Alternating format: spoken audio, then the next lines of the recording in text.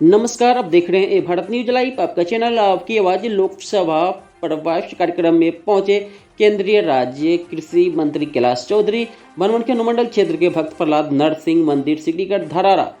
केंद्रीय कृषि मंत्री कैलाश चौधरी भगवान नरसिंह मंदिर में पूजा अर्चना कर आशीर्वाद प्राप्त किया। मंदिर परिसर में विराजमान भक्त प्रहलाद स्तंभ की परिक्रमा किया एवं भाजपा कार्यकर्ताओं के साथ मंदिर परिसर में पौधारोपण कार्यक्रम किया गया। वहीं लोकसभा प्रवास कार्यक्रम के दौरान विधायक व कार्यकर्ताओं ने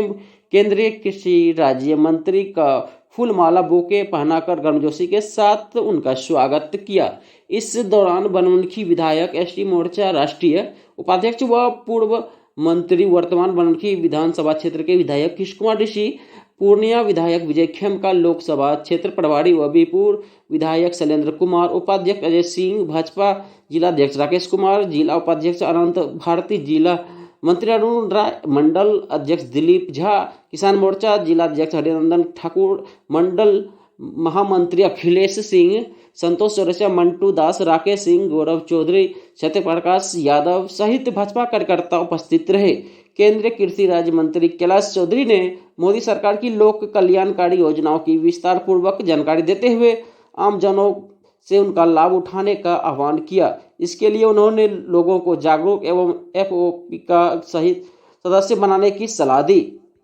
उन्होंने कहा कि भारत एक विकसित राष्ट्र की ओर बढ़ रहा है और इस लक्ष्य के साथ ही अंतिम व्यक्ति का भी विकास हो। देखें इस वीडियो में खास लाइव रिपोर्ट। क्या कुछ कहते हैं केंद्रीय कृषि राज्य मंत्री। आदरणीय प्रधानमंत्री नरेंद्र मोदी जी के नेतृत्व में देश आगे बढ़ रहा है और भारत विकसित राष्ट्र की ओर आगे बढ़ रहा है और इस लक्ष्य के साथ कि अंतिम व्यक्ति का भी विकास हो, साथ ही भारत के अंदर इस इंफ्रास्ट्रक्चर की दृष्टि से भी हर सुविधा उपलब्ध हो ताकि आने वाले समय के अंदर भारत को हम विकसित राष्ट्र कह सकें। इस दिशा में भारत सरकार की ओर से लगातार प्रयास चल रहे हैं। आदरणीय नरेंद्र मोदी जी के नेतृत्व में देखा जाए तो गांवों के अंदर शौचालय को बनाना हो, हर घर लाइट पहुंचाने का काम किया जा रहा है, तो वहीं पर प्रधानमंत्री आवास योजना के तहत पक्के मकान देने का काम हो या हर घर जल से नल पहुंचे, इस दृष्टि से लगातार प्रयास करके काम किया जा रहा है और निश्चित रूप से आने वाले समय के अंदर भारत विकसित राष्ट्र बनेगा। और किसानों के लिए भी किसान कल्याणकारी योजनाएं बन रही है। आज 10,000 एफपीओ बनाए जा रहे हैं। एग्रीकल्चर इंफ्रास्ट्रक्चर फंड के भी 1 लाख करोड़ रुपए का प्रावधान किया गया है। कृषि का बजट भी बढ़ाया गया है, जहां यूपीए की सरकार में 2013 के अंदर कृषि का बजट था वो सिर्फ 22,000 करोड़ रुपए था, जो अब कृषि का बजट बढ़कर 1 लाख और 32,000 करोड़ हो गया, जो कि लगभग 5.5 गुना वृद्धि की गई है। तो और इसके साथ ही किसान सम्मान निधि के तौर पर भी किसानों के अकाउंट में पैसा पहुंचाकर किसान को आत्मनिर्भर बनाने के प्रयास किए जा रहे हैं। गरीब कल्याण की योजनाएं बनाई जा रही है और निश्चित रूप से देश के अंदर विकास की ओर प्रधानमंत्री नरेंद्र मोदी जी के नेतृत्व में देश आगे बढ़ रहा है। लेकिन जब बिहार की ओर देखते हैं तो बिहार के अंदर जो विकास होना चाहिए था वो विकास नहीं हुआ, पर जिसकी वजह से बिहार के युवाओं को बाहर जाना पड़ रहा है। रोज़गार प्राप्त करने के लिए उनको किसी दूसरे राज्य में जाकर रोज़गार प्राप्त करना पड़ता है या किसानी करना पड़ता है, वहाँ जाकर खेती करना पड़ रहा है। तो इस तरह से जो विकास होना चाहिए वो नहीं दिख रहा है। जो भी यहाँ पर बिहार के अंदर विकास दिख रहा है वो सेंट्रल गवर्नमेंट की जो योजना है वो ज़रूर यहाँ पर काम करती हुई दिख रही है। चाहे सेंट्रल का अगर किसान सम्मान निधि का पैसा है तो वो किसान के अकाउंट में जा रहा है, तो अन्य प्रकार से प्रधानमंत्री आवास योजना हो गई या हर घर जल नल के अंदर जल शक्ति मंत्रालय के द्वारा काम चल रहा है। लेकिन बिहार के अंदर मुझे नहीं लगता कि जो काम होना चाहिए वो नहीं हुआ, जिसकी वजह से बिहार पीछे रहा है। और बिहार के अंदर ये ज़रूर जिस तरह से कहते हैं कि शराबबंदी हो गई और बहुत बड़ा काम किया, लेकिन शराबबंदी के नाम पर भी वहाँ पर जनता के साथ में धोखा ही हुआ। तो शराब है जहाँ एक तरफ बंदी की बात करते हैं, लेकिन शराब अगर कोई व्यक्ति चाहे तो कभी भी किसी भी गांव के अंदर उसको शराब मिल जाती है। तो इसका मतलब ये प्रशासन की तरफ से और सरकार की तरफ से फेलियर है और इसलिए मुझे लगता है कि आने वाले समय के अंदर यहाँ पर एक ऐसी सरकार बने जो जनता की सरकार हो और जनता की समस्याओं का समाधान कर सके और बिहार को आगे उन्नत बना सके। और भारत का एक जिस तरह से दूसरे राज्य जहाँ पर विकास हो रहा है, जहाँ आगे बढ़ रहे हैं, वैसे ही बिहार भी आगे बढ़े इस दिशा के अंदर एक डबल इंजन की सरकार यहाँ पर बनेगी, तो निश्चित रूप से केंद्र सरकार की योजनाएं वो भी धरातल पर उतरेगी और बिहार का विकास होगा। और इसी उद्देश्य से यहाँ पर आज कार्यकर्ताओं की मीटिंग की हुई है और आने वाले समय के अंदर निश्चित रूप से कार्यकर्ताओं के उत्साह को और जोश को देकर और जनता का ये विश्वास है कि आने वाले वक्त के अंदर यहाँ पर भारतीय जनता पार्टी की सरकार बने और केंद्र के अंदर प्रधानमंत्री जी आदरणीय नरेंद्र मोदी जी के नेतृत्व में सरकार बने, जिससे कि बिहार का विकास हो सके। इस दृष्टि से यहाँ पर संगठन के कार्यकर्ता आगे की रणनीति बनाएंगे और पूर्ण रूप से यहाँ पर आने वाले समय के अंदर भारतीय जनता पार्टी की स्पष्ट बहुमत की सरकार बने। इस दृष्टि से हम आगे जाकर आंदोलन की आवश्यकता होगी इस सरकार के विरुद्ध, तो जनता के लिए भारतीय जनता पार्टी आंदोलन भी करेगी, लेकिन जनता के साथ खड़ी रहेगी। मामले में भी बिहार की सरकार है वो पूर्ण रूप से फेल हो चुकी है और किसान के हित की बात करने वाली सरकार जहाँ तक कहती है कि हम किसान के हित की बात करते हैं,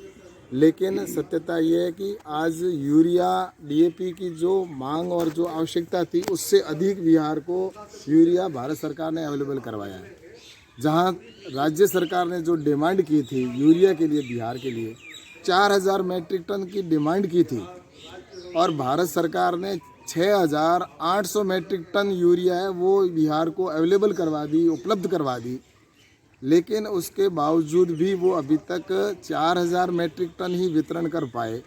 और उसमें भी कालाबाजारी जैसी शिकायतें जगह जगह मिल रही है। और आज बिहार के पास में भारत सरकार ने 6800 मैट्रिक टन यूरिया पहुंचा दिया। आज भी उनके पास 2800 मैट्रिक टन स्टॉक में पड़ा है, लेकिन उसके बावजूद भी बिहार की सरकार वो किसानों के साथ में धोखा कर रही है, किसानों को यूरिया समय पर उपलब्ध नहीं करवा रही है और जिनको दे रही है वो भी कालाबाजारी के अंदर भी देखने शिकायतें मिल रही है, दूसरे देशों के अंदर पास के जो भी नेपाल तक पहुंच रही है। तो ये राज्य सरकार इसके अंदर पूर्ण रूप से फेल है, क्योंकि जितनी डिमांड की थी उससे 1.5 गुना यूरिया हमने यहाँ पर बिहार को उपलब्ध करवा दी, लेकिन उसके बावजूद भी किसान तक ना पहुँचा कर किसानों के साथ में बड़ा धोखा कर रही है और ये पाप कर रही है। सर, इसमें आप लोग क्या स्तर से क्या कर रहे हैं? और भारत सरकार की ओर से किसी प्रकार की कोई भी कमी नहीं है, जो भी राज्य पर उनको उपलब्ध करवाया वो भी जितना 4000 की इन्होंने 4000 मैट्रिक टन की डिमांड की थी, हमने 6800 मैट्रिक टन उनको उपलब्ध करवा दिया, लेकिन उसके बावजूद भी वो उपलब्ध ना करवा के किसानों के साथ में धोखा कर रही है और राजनीति कर रही है। लेकिन भारत सरकार की ओर से हमेशा नरेंद्र मोदी जी का विजन है कि किसानों के साथ खड़ी है। नरेंद्र मोदी जी के नेतृत्व के अंदर किसानों के लिए किसान सम्मान निधि का पैसा हो तो भी पहुंचाया जा रहा है, एफपीओ बनाए जा रहे हैं और इंफ्रास्ट्रक्चर फंड के तहत गांव में इंफ्रास्ट्रक्चर खड़ा किया जा रहा है। और इस तरह से मोदी जी की सरकार ने कृषि का बजट भी बढ़ाया है, लेकिन बिहार की सरकार है वो किसानों को जो उपलब्ध करवाना चाहिए था यूरिया डीएपी वो नहीं करवा के किसानों के साथ में छल कर रही है, क्योंकि ये पूर्ण रूप से राज्य सरकार की जिम्मेवारी है। जितना उपलब्ध करवाना है उससे ज़्यादा हमने 1.5 गुना से अधिक यूरिया है बिहार की सरकार जनता को किसानों के लिए उपलब्ध करवाया। सर, ये बढ़ते दामों को देखकर फर्टिलाइजर का सर मार्केट में जिस तरह से भाव है सर, इस तरह से सर आपका सर इसमें क्या कहेंगे, जो कि केंद्रीय मंत्री रहने बावजूद कि यूरिया डीएपी के अंतर्राष्ट्रीय स्तर पर भाव लगातार बढ़ते जा रहे हैं,